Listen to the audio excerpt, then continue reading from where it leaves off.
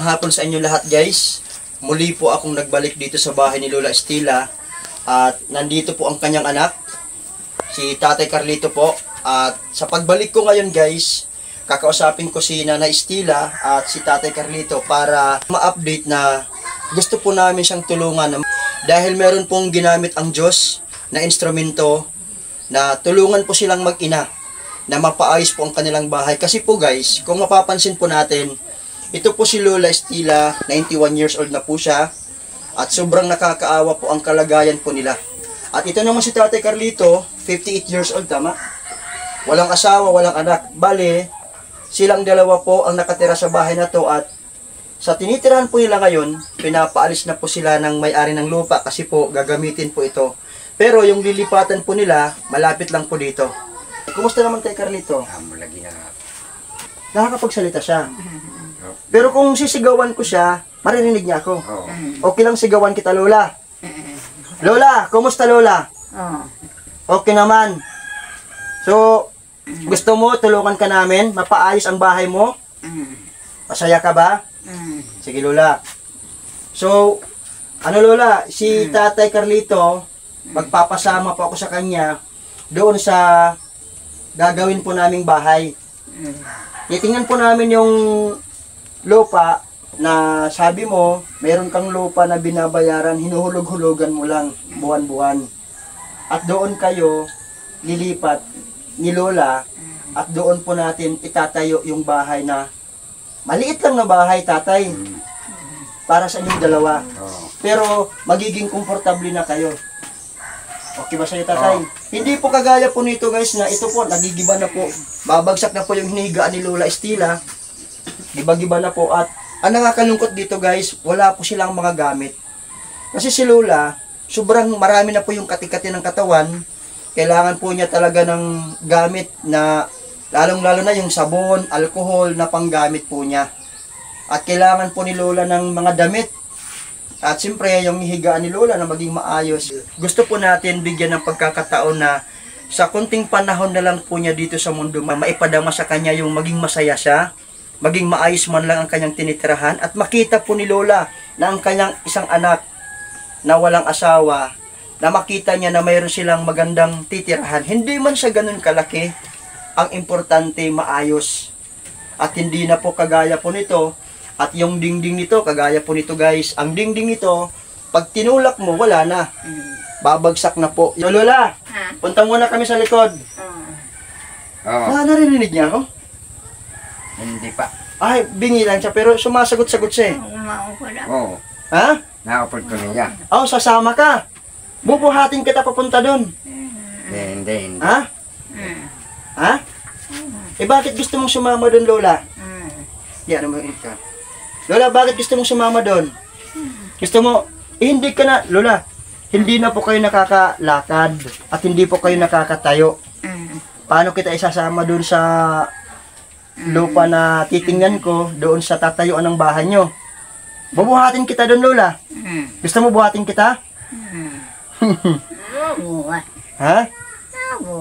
Oh, imagine nyo, oh. Tingnan nyo si Lola, oh. Yan. So, gusto ni Lola na sumama doon sa papuntahan namin ni Tatay Carlito at doon kami at doon namin po itatayo yung kanyang bahay. So, ali po kayo guys. So, alikat Tatay Carlito, sabahan nyo kami. So, dito tayo dadaan.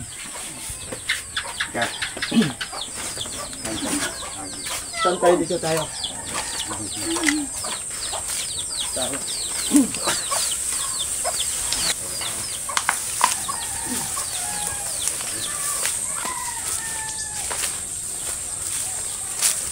Putik siya dito. Saan yung lupa niya dito na nilipatan? Ayan. Saan dito na putik?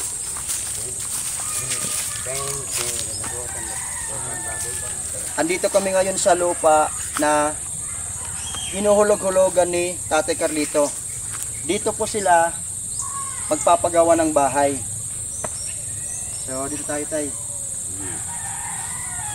So, kasama ko dito yung karpintero, sir. At dito ngayon ang karpintero, siya po yung kinuha ko na mag-aayos at maggagawa ng bahay. Anong pangalan mo, tay? Danilo. Si Kuya Danilo. So, ngayon kuya, kaya po kita kinausap at isinama kita dito dahil ito si Tatay Carlito, tutulungan po namin si Tatay Carlito na mapagawan po siya ng bahay. At siyempre, para hindi po malayo yung biyahe po ng karpintero, kaya po ako kumuha ng taga rito sa lugar ninyo para mas malapit at makakapasok po tayo ng mas maaga.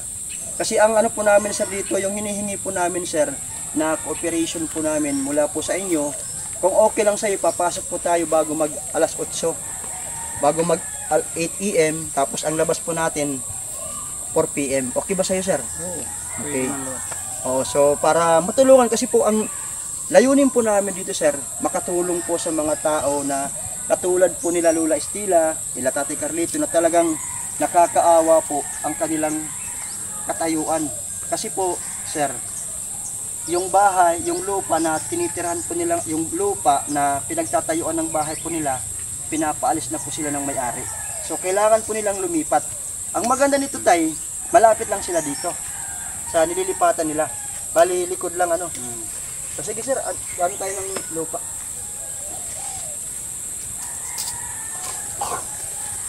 Sige.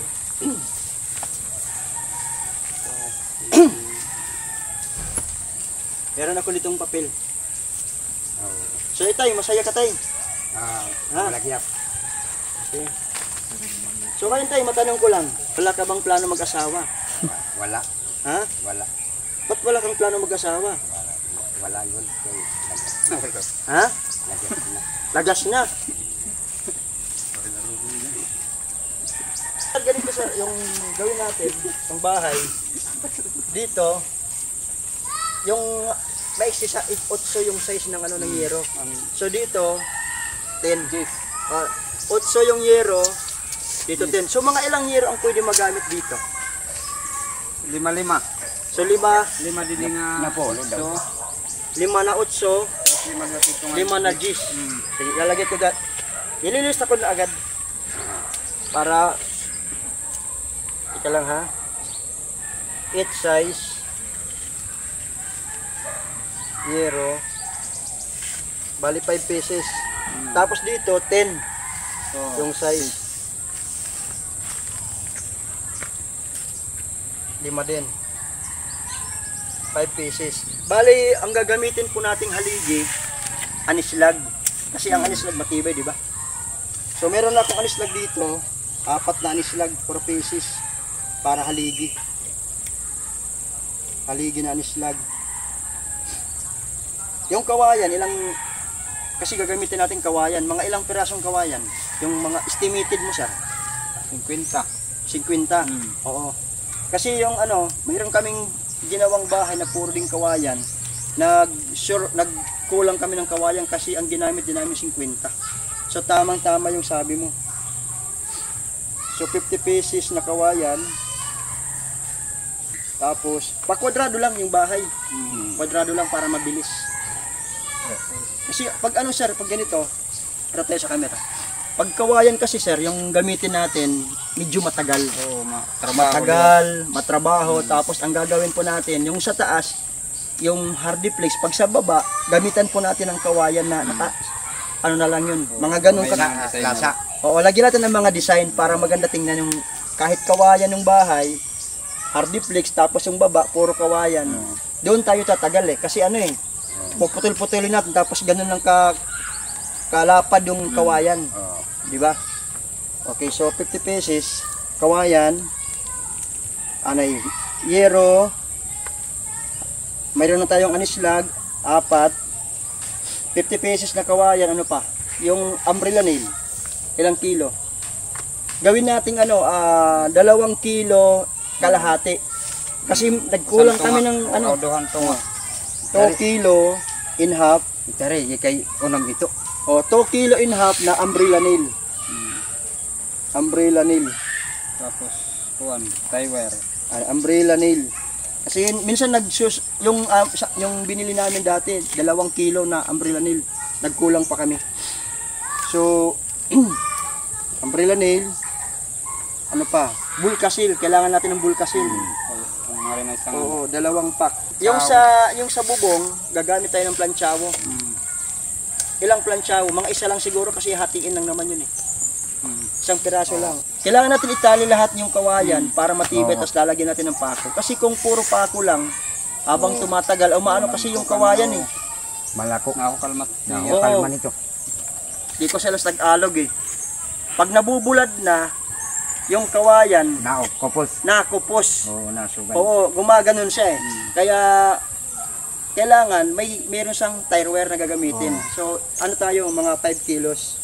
Mga ilang bintana, yung mga 2. Sa harap at saka sa likod.